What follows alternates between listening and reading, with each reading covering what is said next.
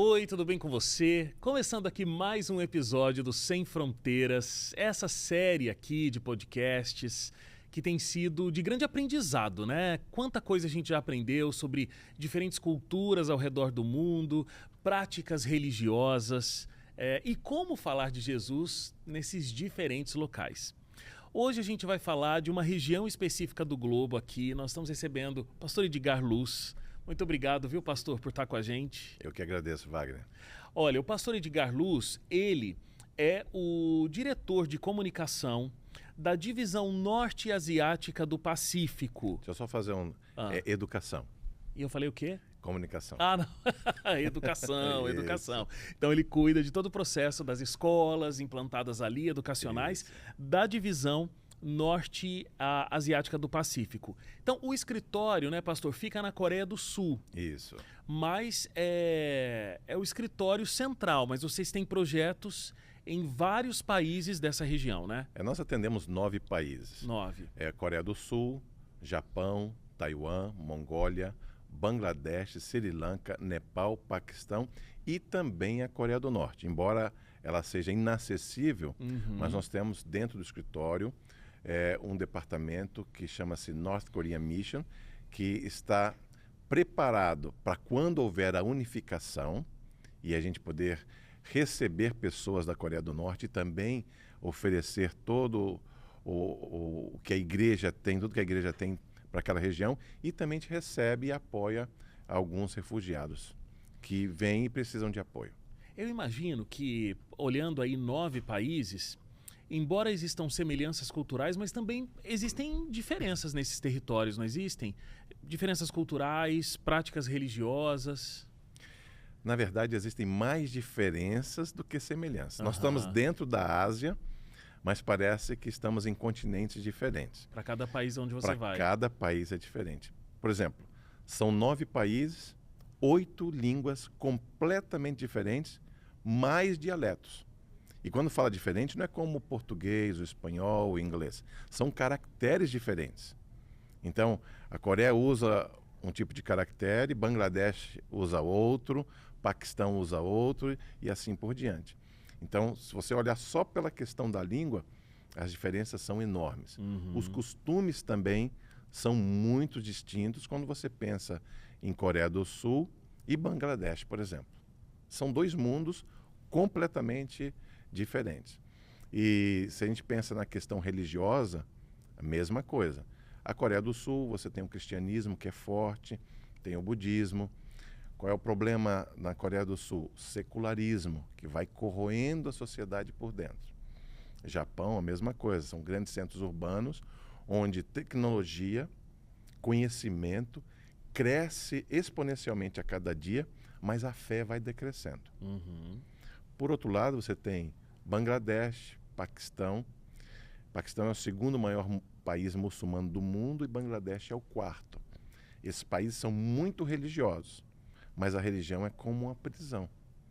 As pessoas que estão dentro não têm muita liberdade para escolher sair, e quem é missionário não tem também a facilidade para entrar e para expor uma outra religião, uma outra visão de mundo.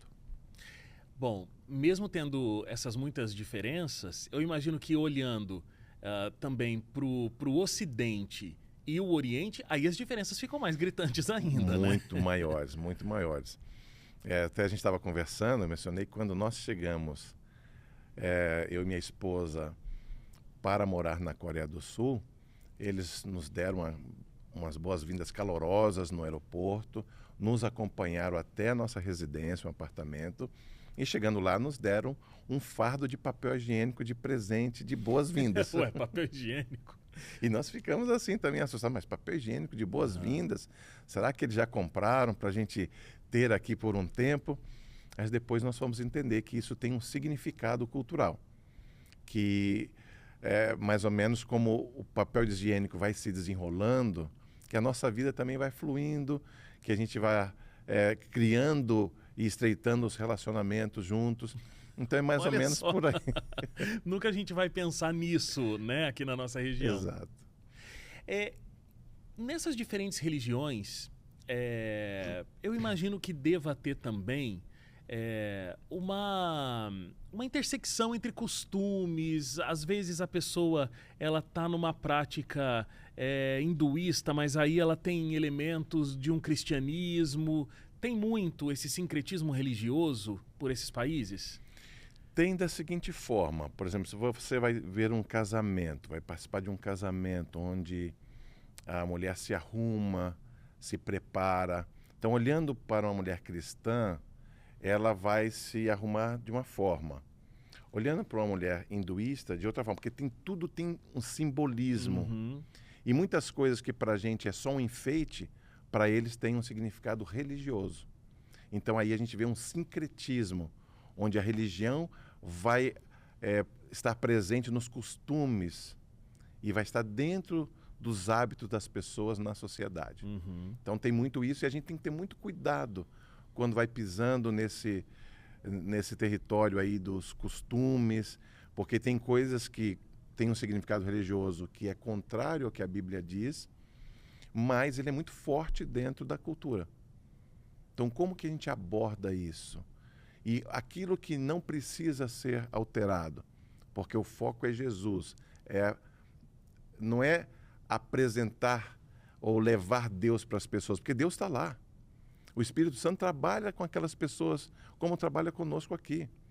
Não é um território sem a presença de Deus, não é um território sem a presença dos anjos, não é um território sem a presença do Espírito Santo de Jesus. Agora, como que eu vou representar esse Deus de amor? Sim. Essa é a questão do missionário.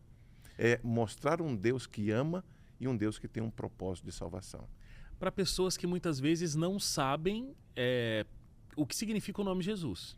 A grande maioria. Nós estamos falando do segundo maior país muçulmano do mundo, que é o Paquistão, o quarto maior país muçulmano do mundo, que é Bangladesh, o segundo maior país hinduísta do mundo, que é Nepal, e os demais você vai encontrar o budismo também, vai encontrar o shintoísmo. Então, muitas pessoas não sabem o que é Bíblia, não sabem quem é Jesus. Então, como é que você vai chegar? Vamos abrir aqui um estudo bíblico, vamos falar sobre Jesus, o plano de salvação, como ele veio para esse mundo, como ele viveu, ele morreu, pagou o preço pelos seus pecados. Mas espera aí, ele entende que ele tem pecado? Uhum. Ou ele entende que ele está num processo de purificação, que ele vai passar dessa vida para outra, e o pecado não tem o mesmo sentido que tem para nós. Sim. Então veja que você tem que conhecer. Primeiro você tem que chegar, conviver. Segundo, vamos tentar entender e atender às necessidades das pessoas, sejam materiais, sejam emocionais. E depois nós temos que começar a construir pontes, atravessar essas pontes e oferecer um conhecimento da verdade, assim como nós temos. Leva tempo. É isso que eu ia falar, não é um processo rápido. Não Falando é rápido. assim, né? Parece, vai ser isso, depois isso, depois isso. Isso são anos. Anos. E não tem como você chegar e falar assim, agora que eu sou missionário, eu pertenço à igreja, essa igreja cristã, a igreja adventista do sétimo dia, e agora meu alvo aqui no Nepal é batizar 100 pessoas no final do ano. Ou no Paquistão, vamos levar 50 pessoas a se batizarem até o final do ano. Muitas pessoas nunca vão se batizar. Porque ao assumir uma outra fé, você rompe com a sociedade, com a sua família, você rompe com o ambiente onde você trabalha. Dependendo do país, você pode perder a sua vida. Perseguições, tanto para quem leva o evangelho, quanto para quem também aceita. Então, muitos dos resultados vão ser colhidos apenas por Deus. E nós vamos conhecer uma fração, mas o 100% somente no céu. Mas o Espírito Santo está lá, está trabalhando. E quer ver outra coisa que nos dá muita alegria? Temos escola adventista dentro desses países. Não são escolas com a mesma estrutura que a gente vê em países como o Brasil, por exemplo. São escolas, às vezes, muito precárias, algumas delas assim que quase você não chamaria de escola. Eu estive visitando uma delas no Nepal, no meio das montanhas, uma escola de bambu. toda aberta. E quando eu cheguei, o carro não ia além de um determinado ponto, porque tinha um rio, e o carro não atravessava aquele rio. Então, dali, alguém veio nos buscar de moto, estava chovendo, e os lugares, eu tenho isso até filmado, os lugares que a gente passou, se caísse uma pedra ali, a gente poderia ser arrastado para uma ribanceira. E chegamos lá, aquelas criancinhas com aqueles rostinhos lindos, sentadas no chão, a escola é de bambu, com várias salas de bambu, tudo aberto. Mas elas entram descalço, elas deixam o sapato, o chinelo do lado de fora, aí entram, eles colocam ali uma forração e sentam nas tábuas, tem uma mesa que é um pouquinho mais elevada, e ali a professora senta e dá a sua aula. A gente chora ao ver aquela estrutura, mas a gente se alegra quando percebe que Deus está ali atuando através de missionários na linha de frente que estão compartilhando Jesus através da educação. Eu achei interessante um ponto que você colocou, pastor, dizendo assim, olha, é muito complexo. Muitas dessas pessoas que acabam tendo contato com o trabalho de um missionário não vai ser batizada, mas o Espírito Santo está trabalhando ali. Você usou a expressão assim, né? Deus pode colher essas pessoas, não a gente. Como é que funciona isso na cabeça de um missionário? O missionário tem que ter esse entendimento muito claro. E como é que funciona esse pensamento mesmo da estrutura da missão? Olha, eu não estou aqui para batizar ninguém, eu estou aqui... claro, esse talvez seja o desejo, mas não é esse que vai ser o principal indicador se o trabalho está indo bem ou não, né? Como é que funciona essa dinâmica para quem está ali inserido naquela cultura e fazendo um trabalho missionário e não vendo um resultado claro do que está acontecendo? A gente pode até batizar, mas isso não pode ir para um relatório. Uhum. Eu não posso, como a gente faz em alguns lugares, aquela celebração. Olha, isso não pode ser noticiado. Isso, esses são os números, aqui está esse testemunho. São situações que você vai guardar na sua memória. E aqueles que se converteram vão guardar de forma muito reservada, porque existe risco de perseguição, existe risco até de morte. Então, nós não estamos lá para mudar a cultura, se essa cultura não fere os princípios bíblicos. Nós estamos para apresentar um Deus de amor. E levando essas pessoas a conhecerem Jesus, que é alguém desconhecido para eles. E o que ele tem de plano para a vida delas hoje e no futuro. Por isso que a educação, a área de saúde, são braços muito fortes, porque a educação é universal. Sim. Todos querem, todos precisam, como a questão da saúde também. Então, através da educação, você vai trabalhando dia após dia. Às vezes com a criança, depois com a família. Em muitos lugares, por exemplo, cheguei em uma escola em um determinado país, não vou mencionar aqui o país, mas nós tínhamos muitos alunos de uma outra religião. E já me disseram assim, olha, ao falar para os pais, não use a palavra God. Eu iria falar em inglês, e disseram assim, você use Almighty, poderoso, Creator, Criador, porque God está muito vinculado com os cristãos. Bom, por que eu vou infringir essa questão? Eu posso falar de Deus de uma outra forma, pelos seus atributos, e deixar uma mensagem ali. Eu não preciso enfrentar, confrontar. Eu posso tranquilamente falar do Criador, falar do Poderoso. Sim. E não há problema nenhum. Então você vai se adaptando para que as pessoas também tenham uma boa aceitação sobre você. E, graças a Deus, a educação adventista está presente em todos esses países, às vezes com escolas, estruturas muito precárias. Esse é um ponto que a gente precisa até colocar uma atenção, porque às vezes tem muitos recursos de um lado, em alguns países, em algumas regiões, e do outro lado temos pessoas que vivem em situações muito difíceis. Posso dar um exemplo? Sim. Eu visitei um casal, pastor, e a esposa é diretora de uma escola nossa, em um desses países. E ele, como pastor, ele recebe $64 por mês. Ele se pergunta, mas esse valor, ele é suficiente para viver naquele país? Não, não é. Eu imagino que não. Então ele sobrevive e Deus de alguma forma vai ajudando. Mas veja, em outros lugares do mundo, nós temos recursos. E nós temos que olhar que a igreja é mundial. Então nós precisamos fazer esses recursos chegarem para essas pessoas que estão na linha de frente. E são pessoas que colocam suas vidas em risco para pregar o evangelho.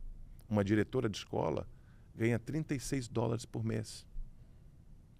Nós estamos falando de situações muito precárias de vida, de falta de recursos. Num desses casos, a primeira vez que eu visitei essa família, eu almocei com eles na casa deles. É lógico que até para almoçar depois a gente deixa um recurso, porque eles já estão te oferecendo a comida. Usaram todo o restante do dinheiro ali, de repente, para oferecer um almoço. Exatamente. Essa diretora estava grávida e não tinha dinheiro para fazer o acompanhamento médico. Então, eu deixei ali um recurso para ela. Perguntei qual que é a sua maior dificuldade aqui na escola. Ela falou, um bebedouro. Falei, um bebedouro? Parece até que... Como que uma diretora deixa uma escola sem um bebedouro? Aí eu olhei e tinha um poço. Falei, mas tem água aqui. Ela falou, mas essa água é salobra. E a gente não tem um bebedouro. Então, se os alunos esquecerem de trazer sua própria água... Ele vai ficar com sede. Eles vão ficar com sede. Então, eu fui a uma loja com eles, comprei um bebedouro, sabe quanto custou? $150. E deixei na escola. Se a gente analisar com aquilo que a gente conhece, com o nosso background cultural e a sociedade que a gente vive, parece que essa diretora estava sendo relapsa.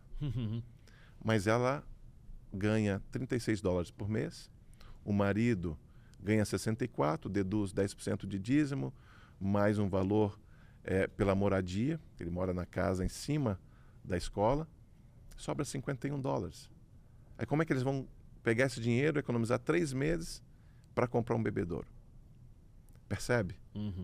E nós temos uma igreja mundial, uma missão mundial, e nós precisamos abraçar todo mundo, especialmente quando a gente fala de janela 1040, para que todos os lugares tenham 3 coisas muito importantes que o nosso presidente atual, pastor Ayrton Keller, mencionou no encontro com reitores, agora há 3 dias atrás. Primeiro, excelência. Nós temos que oferecer excelência. A gente que trabalha em educação tem que oferecer excelência em tudo, acadêmica, nos edifícios, no salário, devem ser dignos. Segundo pilar, identidade. Não importa se você está num país hinduísta, um país muçulmano, um país cristão, nós temos que manter a identidade adventista do 7º dia. Princípios bíblicos, foco naquilo que Jesus disse que tem que ser, no assim diz o Senhor. E o terceiro ponto, a missão, que é o tópico desse podcast aqui, e até quero aproveitar para parabenizar pelo lindo trabalho que vocês estão fazendo. E até acho que a Novo Tempo ela tem que ultrapassar as fronteiras do Brasil, da América do Sul e servir o mundo. É disso que eu estou falando. Bangladesh é o seu território. Bangladesh pertence ao mesmo Deus que a gente serve aqui. E Jesus vai voltar para o mundo, para o mundo. É por isso que a gente tem que abraçar aqueles missionários na linha de frente. E eles não têm voz. Eles não têm esse microfone na frente deles. Eles não têm essa câmera para falar. E se não tiver alguém que ajude, que vai lá e fala, peraí, deixa eu te ajudar. E posso contar uma outra coisa? Claro. Eu visitei o Paquistão. E a gente tem que ir já com o espírito de ajudar as escolas, as pessoas, as necessidades que eles têm. Tem escolas que não têm um computador. Então, você tem que pensar, deixa eu pegar aqui com alguém um computador usado, leva. Para você não é muita coisa. Para o outro... vai ser muito. Uma senhora de mais de 80 anos, ela me ouviu falando sobre isso num sermão no Brasil. E ela falou, eu quero ajudar. Eu quero ajudar, e inclusive ela gosta de ajudar até Novo Tempo. E ela falou assim, eu tenho aqui um dinheiro que eu quero que você leve para lá. E me deu R$50. Se você imaginar R$50, quanto vale isso? Se você for almoçar ou fazer um lanche, dá para comprar o quê? Mas ela falou, é muito pouco, e foi se desculpando. E eu disse para ela, olha, deixa eu falar uma coisa. Na sua mão, isso é dinheiro. Na mão de quem precisa é bênção. E Deus vai multiplicar. Você sabe quanto vale esses R$50? Um mês de mensalidade de um aluno no Paquistão, no Nepal. Então não é pouco. Isso é bênção. Então, são casos assim que você vê como Deus vai motivando as pessoas. E um outro, tivemos uma reunião, o presidente da igreja no Paquistão nos pediu, nos ajude a melhorar o salário dos professores. É esse salário que eu mencionei aqui. Eu tinha acabado de visitar o país, eu vi a realidade deles, e eu saí daquela reunião com o coração assim, eu preciso ajudar. E eu comentei com a minha esposa, a Selma, falei, eu vou ligar para um amigo meu que é empresário, para ver se ele pode me ajudar com alguma coisa para eu poder ajudar esses educadores. Ela até falou, não, mas esse aí você já pediu. Pedi de novo. E você já tem uns projetos que você está pedindo para ele. Eu já estava aguardando ainda. Ela falou, aguarda um pouquinho, pensa um pouquinho. E eu entrei numa reunião de 1 hora. Quando eu terminei, eu olhei no meu celular, estava uma mensagem de uma senhora do Brasil que falou, olha, depositei essa quantia para você usar com a educação adventista nesses países pobres. Eu falei, isso que está acontecendo é o quê? É Deus. É Deus conduzindo pessoas, operando milagres. E eu mandei uma mensagem para ela, falei, posso usar parte desse recurso? Eu acho até que ela pode estar nos acompanhando agora. Falei, posso usar esse recurso ou parte dele para dar um bônus salarial para os professores no Paquistão? Ela falou, pode.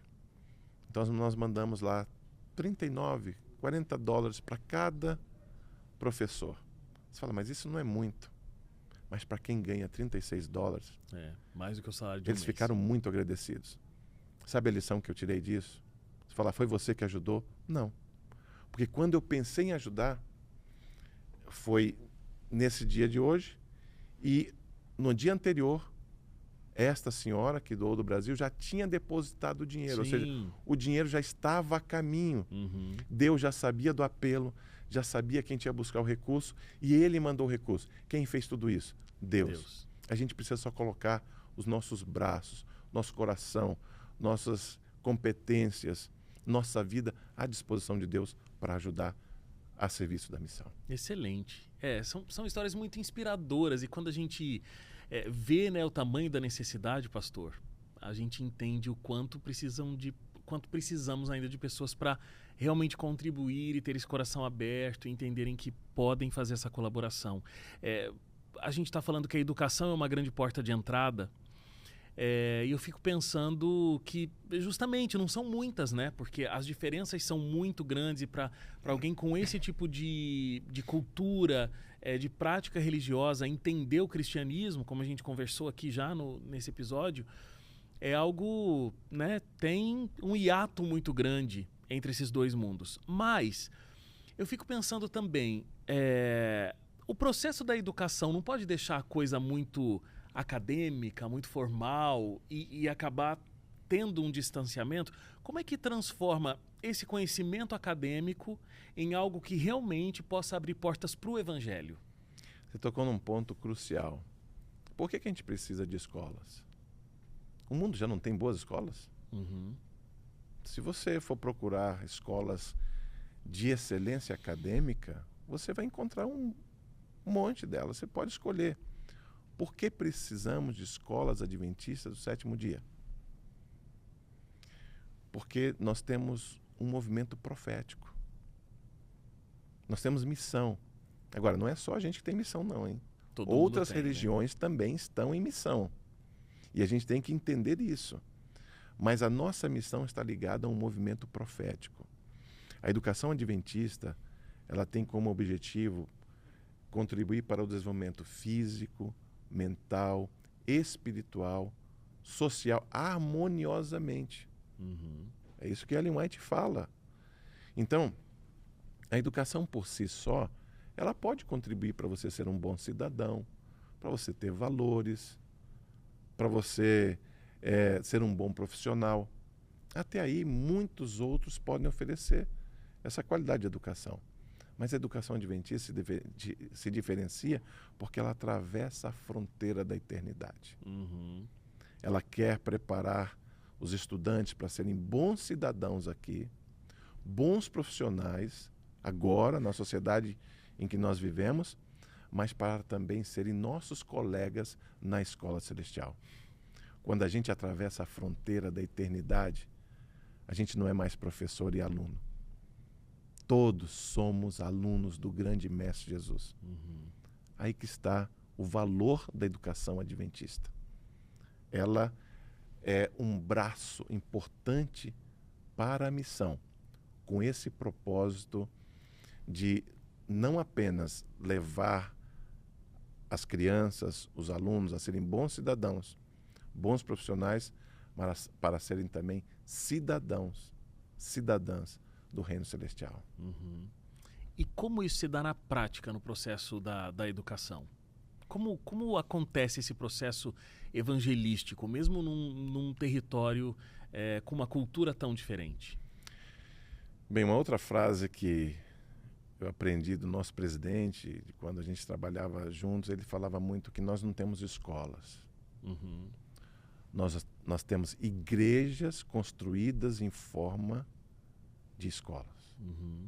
Aqui está a diferença. E uma igreja que abre 5 dias por semana. Uma igreja onde os seus membros frequentam por pelo menos 5 horas por dia. Então a gente tem tempo. E esse tempo, ele trabalha a nosso favor. Passo a passo, semente a semente. E aí existe a integração da fé no ensino. Não é um ensino pelo ensino. É um ensino com propósito. Qual é o nosso principal livro didático? A Bíblia. Uhum. Todos os nossos demais conteúdos devem estar em harmonia com a Bíblia. A ciência e a religião e a fé não estão desassociadas. A Bíblia não exclui a ciência. E a verdadeira ciência não exclui a palavra de Deus. Uhum. Então, aí que está a grande estratégia da educação adventista. Essa harmonia entre fé e ciências. Uhum. Então, nós vamos passo a passo, dia a dia, e tem histórias incríveis. Isso que eu ia perguntar, porque eu fico imaginando assim, né? Alguém que não é cristão, num país onde nem pode ser cristão, mas tem uma escola adventista ali, aí essa criança vem, ela aprende de repente coisas, eu imagino que esse processo de ensinar histórias bíblicas e tudo mais, isso é muito... tem que ser devagar, tem que ser com calma, mas aí ela leva esse conteúdo para a família dela. Como é que acontecem essas histórias? Muitas vezes a pessoa não precisa, a criança, o adolescente, o jovem, não precisa ler a história bíblica já de forma aberta no primeiro encontro. Mas ela pode ler a história da sua vida. Como você é? Como que você trata as pessoas? Sim. Por que você tem interesse no meu bem-estar? Por que você age assim? Então eu vou conhecendo Jesus através de você. Lógico que a gente pode usar diversas estratégias e deve. Sim. Através de materiais didáticos, através da questão curricular. Mas a minha vida deve espelhar o Jesus que eu sirvo. Uhum. Então, nesse dia a dia de convivência, os alunos vão percebendo que você tem algo de especial. Você é uma testemunha de alguém maior. Você é um cidadão não só deste continente, deste país. Você é um cidadão do Reino Celestial. Uhum. Essa é a grande estratégia. Seja Jesus para as pessoas. E as pessoas vão reconhecer Jesus como alguém muito especial. E ainda mais num universo onde elas não conhecem esse Jesus, né? Então, muitas vezes elas vão conhecer o nome cristão antes de saber desse Jesus. Assim como desse lado aqui, né, do planeta, a gente às vezes sabe que existe uma religião, uma filosofia de vida que é o budismo, mas a gente nem sabe a história de Buda, né? E eu imagino que com eles também aconteçam coisas do tipo, né? Nem sei quem é Jesus, mas, poxa, tem esse exemplo aqui de uma pessoa muito boa, alguém que tem boas práticas, né? E isso fala na frente. Exatamente. Lógico que o conteúdo, ele também vai sendo colocado com as devidas adaptações para a cultura, respeitando a religião dominante naquele país, mas passo a passo a gente vai apresentando tudo que está na Bíblia, todas as verdades. Só que a dose é diferente. Se em alguns países cristãos você pode chegar e falar, você conhece Jesus? Sabe quem é Deus? Olha, pega a sua Bíblia, não é a Bíblia da minha religião. Pega a sua Bíblia, vou pegar aqui essa Bíblia, vamos estudar na sua Bíblia. Mas para aqueles que nunca viram Bíblia e que às vezes são impedidos de tocar um livro como esse, para aqueles que nunca ouviram de Jesus, você tem que ter uma estratégia diferente. A sua vida vai falar, mas você também tem que ter uma estratégia para ir paulatinamente apresentando as verdades bíblicas. E isso acontece. Eu queria dizer uma outra coisa que é muito importante. O Espírito Santo trabalha na mente e na vida daquelas pessoas e trabalha na nossa. Então, ele vai integrando e vai nos dando a porção para aquele dia da estratégia, do relacionamento. E se você perguntar quanto tempo leva para uma transformação? Depende. Tenho casos, eu já trabalho na educação adventista há 30 anos, de crianças que entraram com 6 anos e ficaram 2 meses. Esse é um caso real que eu acompanhei. 2 meses e, infelizmente, essa criança veio a falecer. Mas ela falou para os seus pais, eu gostaria muito de ir na igreja adventista, que é a igreja do meu amiguinho. E ela, infelizmente, faleceu sem poder ir. Mas a mãe fez uma promessa, eu vou por você. E ela foi. E o pai também foi. E sabe o que aconteceu? Eles acabaram, com a influência do Espírito Santo, se tornando adventistas do 7º dia. Se tornando educadores e trabalhando dentro da educação adventista. Olha só. E eu tive o privilégio, eles tiveram outro filho depois de 7 anos desse episódio. Eu tive o privilégio de batizar o filho deles. Aí você pergunta, quanto tempo leva para o Espírito Santo fazer esse clique da conversão, da aceitação? Para alguns, 2 meses é suficiente. Para outros, talvez uma vida. O nosso papel é levar a mensagem. É representar Jesus, sendo os braços humanos de Jesus, para que elas entendam que existe muito mais do que esse mundo. Existe um Criador, existe um Salvador e existe uma vida infinita, eterna. E quem pagou o preço para a gente estar lá? Esse Jesus maravilhoso. Eles têm que ver esse Jesus no nosso dia a dia, com estratégia, com intenção. A gente não pode, vamos ir, ver o que vai acontecer, vamos devagar aqui e vamos deixando as coisas acontecerem. Não, você tem que ter planejamento. E como eu disse, nós atendemos 9 países. Um deles a gente não consegue entrar. Mas nos demais, todos eles nós temos estruturas, instituições da igreja lá. Para cada um desses países, a gente usa uma estratégia diferente. Mas o propósito é o mesmo, a missão é a mesma. Somos um movimento profético com presença nos países mais desafiadores que a gente possa imaginar. Como funciona a vida de quem aceita o evangelho nesses países extremamente desafiadores? Você comentou, pastor, que muitos aceitam essa fé, mas vivem discretamente, não podem exercer publicamente essa fé, porque correm um risco de vida. Como essa prática da fé ela é vivida no dia a dia?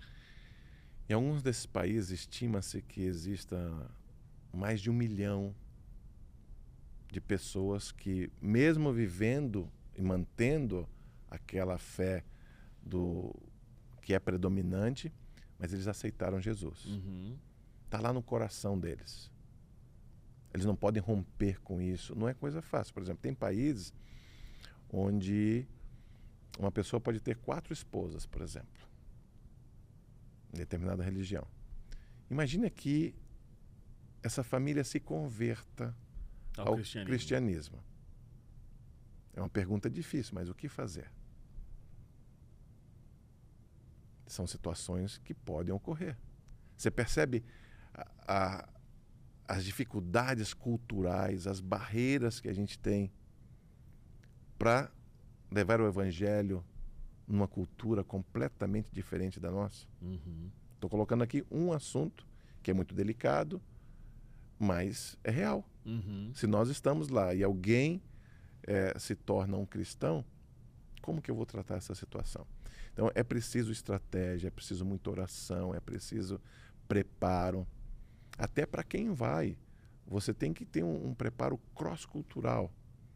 Você vai viver numa outra cultura. Como é você deixar tudo que você tinha, família, amigos, o trabalho anterior, e você ir viver num campo missionário, onde a comida é diferente, os costumes são diferentes, as roupas são diferentes, a religião predominante é diferente. Então você tem que se preparar para isso. Você não pode ir simplesmente, olha, eu quero ir, participar e vou embora como missionário. Não, você tem que sentar, estudar, ler, para ver como você vai abordar, como você vai viver. Muitas coisas, como eu mencionei, você não está ali para mudar a cultura, se ela não fere os princípios bíblicos de salvação. Você está ali para apresentar esse Deus que nos ama, esse Deus maravilhoso.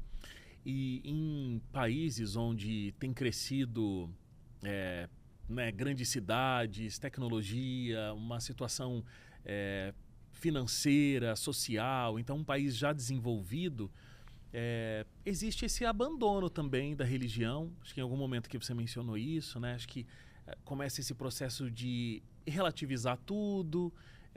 Essas crenças também começam a ser relativizadas, a religião vai ficando de lado, só um costume às vezes por ali e tal. Como é que se pode também falar de Jesus e lidar com as pessoas nesse tipo de situação que tem crescido ao redor do mundo, né? Bom, um pouco mais de um mês eu estava no Japão, em Tóquio. A gente preparou uma conferência criacionista. Então, você falar de criacionismo numa sociedade tecnológica que acorda, vive praticamente 24 horas por dia, o pessoal acorda já pensando em trabalho, em sucesso, em crescer, em carreira. Aí você vai falar de criacionismo, de um Deus que criou esse mundo, criou o universo, que nos criou, que tem um plano de salvação. Será que as pessoas estão preocupadas com isso? O secularismo vai corroendo essas sociedades pós-cristãs, pós-modernas. Então existe um grande desafio. Às vezes para a igreja, e especialmente para o cristianismo, para a igreja adventista, você pensa assim, mas a população está decrescendo, não está nascendo mais tanta criança. É o caso do Japão, é o caso da Coreia. E sabe que algumas pessoas chegam para a gente e falam, não, aqui não vai crescer porque não tem muita criança mais, olha, está diminuindo. Então, o que a gente faz? Eu tive uma situação como essa, falei, vamos ali fora da igreja. Fomos num cruzamento em Tóquio, milhares de pessoas andando para lá e para cá. É um fato, é verdade que a população está diminuindo? É. Mas até Jesus voltar, tem essas milhares de pessoas aqui para evangelizar. Ou seja, o fato de não estar nascendo tantas crianças mais não afeta a missão. Claro. Afeta a nossa mente. E quando afeta a nossa mente, aí afeta a missão. Então o que a gente precisa? Mais uma vez, as palavras que estão aí surgindo agora. Ousadia. A gente precisa crer. E essa obra, essa missão é minha? Não, eu sou representante do dono da missão. E ele é poderoso, ele não conhece derrota. O Espírito Santo não conhece derrota, Jesus não conhece derrota, Deus não conhece derrota. Nós não estamos sozinhos, tem anjos conosco. A gente precisa acreditar, pedir sabedoria dos altos céus, se preparar e ir avante. Deus vai abrir caminhos de alguma forma. Sabe de uma coisa? Tem outras religiões que estão em missão. E eles estão nesses países convertendo pessoas para a religião deles. Porque existe um sentimento de propósito muito grande, né? Principalmente em religiões mais extremistas, onde as pessoas dão a vida por aquela causa. Então, isso tem crescido em ambientes onde realmente tem se perdido um pouco dessa fé primeira. Eu preciso acreditar e ter senso de missão no coração. Vamos olhar para a religião bíblica. Na época de Jesus tinha quanto de recurso na mão deles? Eles tinham senso de missão. Vamos para a época de quando essa igreja se estabeleceu e começou a crescer. Os pioneiros tinham muitos recursos? Não. Não. Mas o que eles tinham de sobra? Senso de missão. Hoje, em muitos lugares, a igreja tem muitos recursos. Em outros, tem poucos. A gente tem que equilibrar isso. Sim. Mas missão é sobre dinheiro? Não. É sobre propósito. Então, se você tem o senso de missão no seu coração, o Espírito Santo vai produzir os frutos através de você e em você. Esse é o ponto. Esse é o ponto. O que mais a gente precisa orar é para a gente ter propósito, para a gente ter o nosso coração transbordando com senso de missão. O dono dos recursos vai prover tudo o que a gente precisa, a segurança necessária para a gente avançar. Muito bom. Pastor, eu queria agradecer muito a sua presença aqui, pedir que Deus continue abençoando muito, né, você, a sua família, nesse espaço onde precisa tanto, né, de recursos, pessoas, estratégias. O Espírito Santo já está lá, já existe, como você está colocando para a gente, mas que Deus continue abençoando vocês ricamente nesse trabalho tão essencial que vocês fazem para a igreja no mundo. Muito obrigado. Eu que agradeço a oportunidade de estar aqui. Mais uma vez parabenizo e faço um apelo. A Novo Tempo pode ser mais internacional. Mais mundo. Mais mundo. O mundo está clamando por tudo isso que vocês têm aqui de sobra. E olha, eu visito lugares que não tem um vídeo, um livro, uma estratégia de rádio, mas tem pessoas sedentas. Vamos levar isso para além das fronteiras? Essa é a missão da Novo Tempo, é a missão de todos nós. Com certeza. Muito obrigado. Por nada. Obrigado a você que ficou com a gente, aprendeu um pouco mais sobre diferentes culturas, diferentes regiões. A gente se encontra no próximo episódio aqui do Sem Fronteiras. Até lá.